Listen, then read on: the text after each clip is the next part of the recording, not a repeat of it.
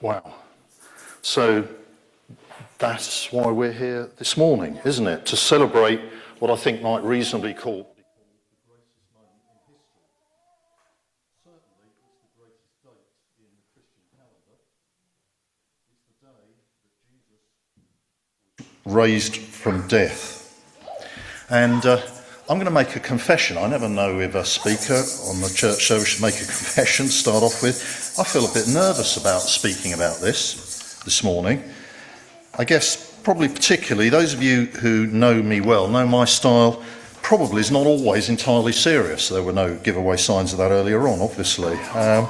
In some ways I'm more comfortable telling jokes in an informal setting. Jokes like these. What do you call a fake noodle? An impasta.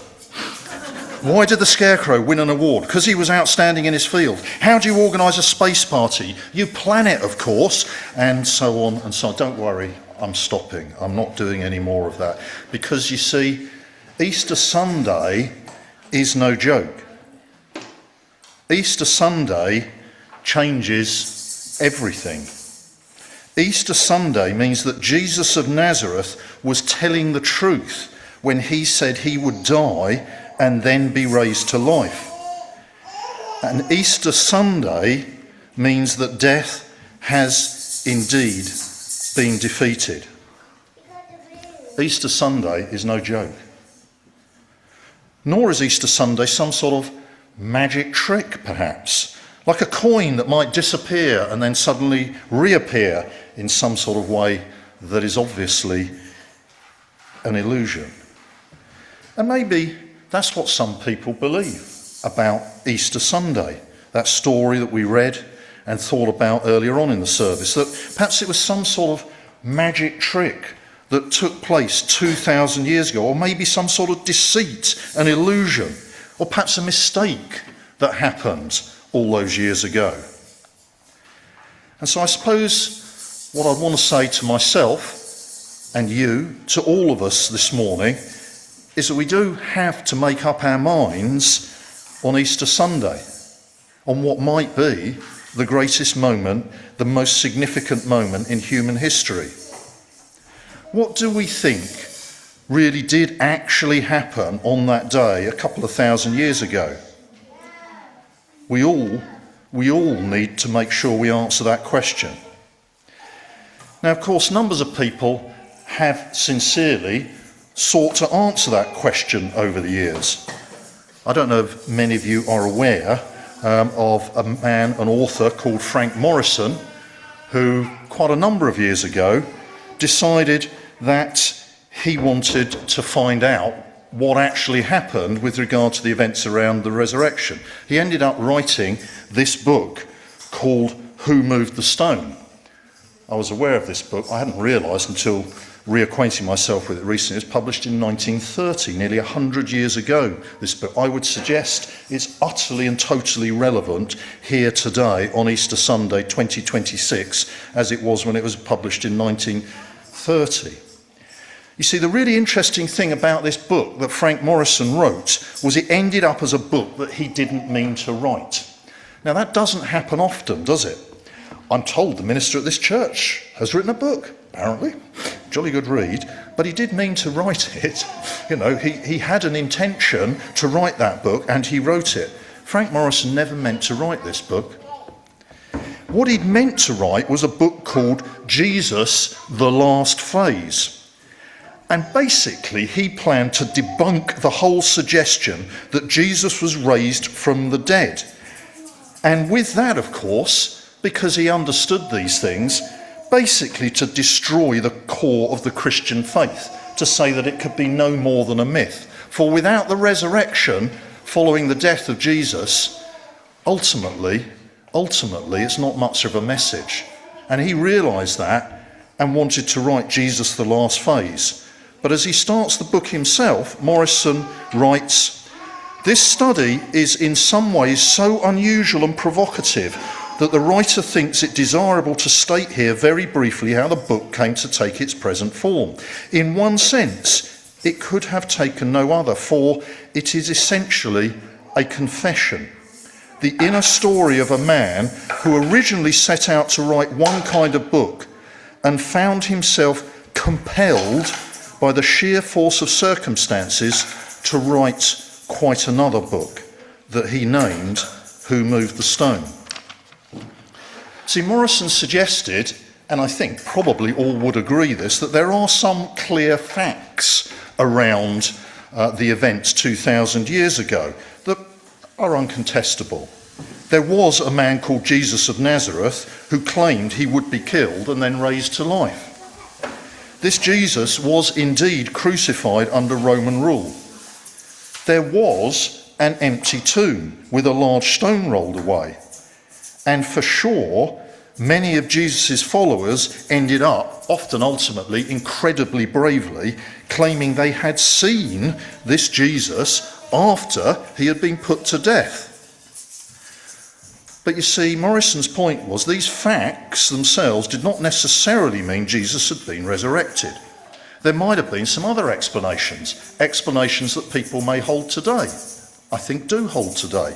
Perhaps Jesus didn't actually die. Something else happened, he never quite died, and therefore, of course, he didn't come back to life because he never died. Or perhaps the disciples stole the body and hid it somewhere. Perhaps the Roman soldiers and the authorities took away the body. Perhaps the disciples went to the wrong tomb and found it empty. Those could potentially be stories consistent with the facts that we know of. So Morrison, of course, looked into all these possibilities and some others to seek to conclude what actually happened. And here's the wonderful, remarkable, incredible thing. Gradually and clearly, he found himself compelled to one possibility being quite clearly the best and certainly the most likely explanation of the whole lot. And that was that Jesus was raised from the dead. That the resurrection of Jesus did actually happen. And so he wrote, Who Moved the Stone? And that's the choice that you and I face as well. What are we going to conclude about those events around 2,000 years ago? Now, I know for sure there are plenty of people here this morning and gathering elsewhere throughout the world who would absolutely testify that Jesus is indeed alive and he is alive today. And that indeed they have the privilege of knowing and following the living Jesus. But for each of us, it's up to us to conclude on where we stand on this. Now, there's a little article that I read the other day in Premier Christianity magazine, highly recommended, I get no commission, written by a guy called Matt Hood, who some of you may know is the pastor at Eden Baptist Church in Cambridge, and it's all about the resurrection, why the resurrection changes everything, which of course it does. And he early on says in this article that he's written, time after time I've seen a simple presentation of the historical facts move people from saying, I wish I could have your faith, are those words you may have heard your friends, your neighbours, your family say, to, I think this might be real. In fact, the evidence is so compelling that many sceptics, perhaps Frank Morrison, who've set out to discredit it, have changed their minds and written books about why it must be true. To believe the Easter story doesn't require blind faith. It just demands that we open our eyes to the truth. It's not a leap in the dark.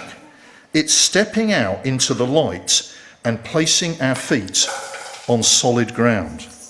And that's what Frank Morrison found when he looked at what is the truth and came to just one conclusion. And in many ways, it's like the whole of life for us. We've got to decide where we stand. We know certain things. There was an empty tomb. But which way do we choose to understand those things, and which way will we follow? I'm going to read a short reading, which I know I've read a couple of times before, so apologies to people in that, but I don't really apologise because it puts it so wonderfully and so clearly and absolutely is on our question about, so what do we believe? It's written by a guy called Bob Hartman, who writes little pieces about various of the Bible stories, and it's based on a book called The Life of Pi, which many of you will know of either through the movie, the book, or even the West End show, where there's two interpretations of a shipwreck that happened. One, wonderful, incredible, extraordinary, and the other, very mundane, but in some ways maybe more believable. And there are therefore two possible stories of some facts that are known. And Bob Hartman calls this little article Two Stories.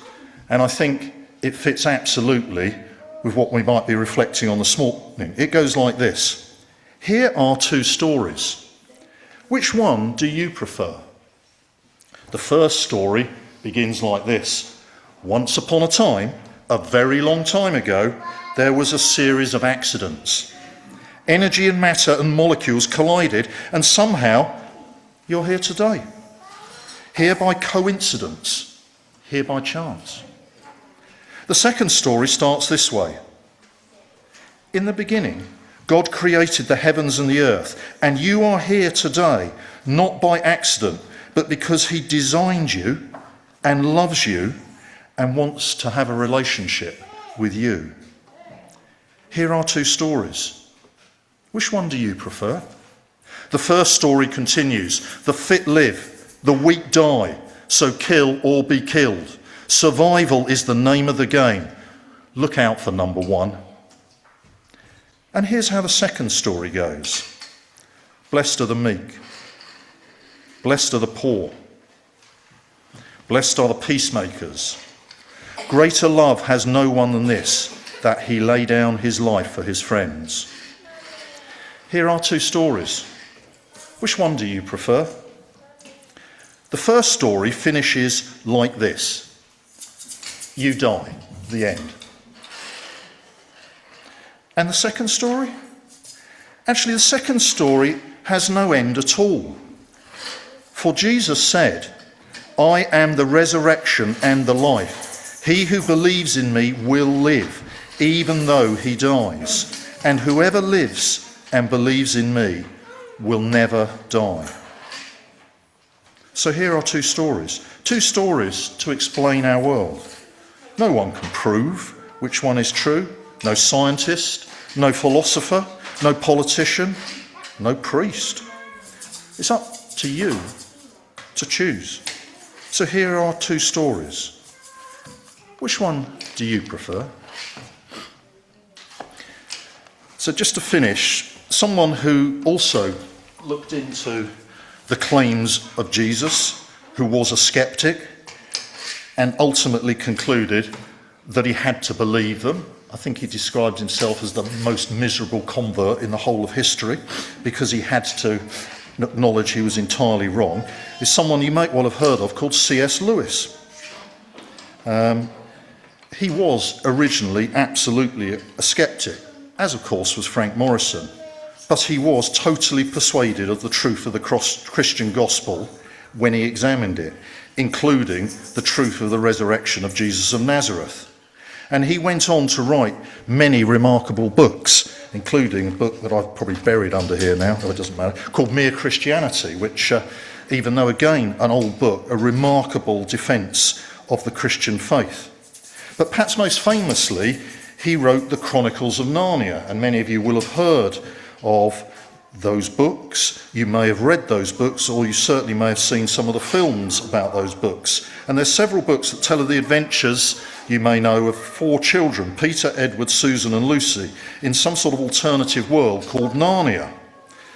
The tales were absolutely intended by Lewis to be an allegory of the Christian faith and help us to understand the beautiful truth that is the Christian faith. And Jesus himself was portrayed as a lion called Aslan in those stories, perhaps recalling a term for Jesus as the Lion of Judah that we read of in the Bible. And in the book, The Lion, the Witch and the Wardrobe, Aslan the lion is killed. And he's done that in order to save one of the children, Edward, who's done something that would otherwise lead to Edward's own death. And there was no escape unless Aslan himself was killed. So we're just going to watch the end of that little scene together, where Aslan lies tragically killed. The two girls, Susan and Lucy, are utterly mortified. And then something quite incredible and wonderful happens, and the strong parallels with Easter Sunday are entirely deliberate. We're going to watch this together, and perhaps it's a time when we could reflect when we watch this. Where do we stand on Easter Sunday? Which story do we choose? What do we think about the suggestion that not only was Jesus crucified and put to death, but that miraculously and wonderfully on Easter Sunday he rose to life so that we might have life and know him?